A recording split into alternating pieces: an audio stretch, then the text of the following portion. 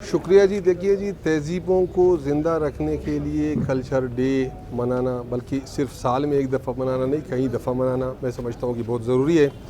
आज की इस तरक्की याफ्ता दौर में जदीद इल्म से आरास्ता अक़वाम, आप चाइना की सूरत में ले लें, आप जापान की सूरत में ले लें, आप दुनिया के रूस की सूरत में ले लें, इराक़ की सूरत में ले लें, ईरान की सूरत में ले लें, आप इनको जब देखेंगे कि उन्होंने भी अपनी कल्चर को भूला नहीं और प्रमोट किया।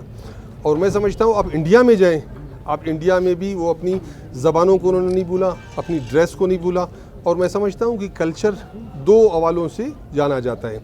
एक तो आपकी ड्रेसेस के हवाले से, जो बाहर से आप देखते हो कि आपकी पोशाक क्या है, आप पहनते क्या हो, और दूसरा कल्चर जो अहम है वो अंदर से है कि जी आपकी कल्चर में बर्दाश्त, जैसे आप बलोच कल्चर को आप स्टडी करें, हज़ारों साल पुराना कल्चर, आपको इसमें बर्दाश्त की क़ुव्वत बहुत ज़्यादा मिलेगा।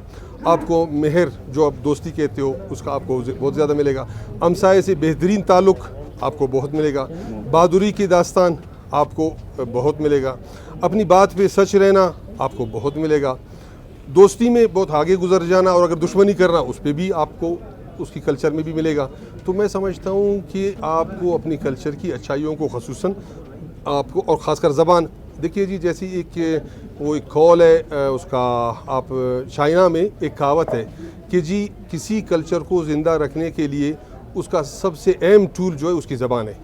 अगर हम अपनी ज़बान को भूलते हैं तो समझो हम कल्चर की 50% को लूज़ कर रहे हैं। तो आज की कल्चर डे के हवाले से भी हम अपने नौजवानों को, आज हमने ये ड्रेस पहन के अपनी कल्चर के हवाले से आज हमने अपनी पार्टी को लेक्चर भी दिया। हम अपनी पार्टी के मेन ऑफिस में अपनी दोस्तों को कल्चर के हवाले से लेक्चर भी हमारे हुए। तो मैं समझता हूँ कि कल्चर को प्रोमोट करने के लिए आप अपनी माजी के हवाले से एक दरख्शां मुस्तकबिल अपनी तहज़ीब को दे रहे हो।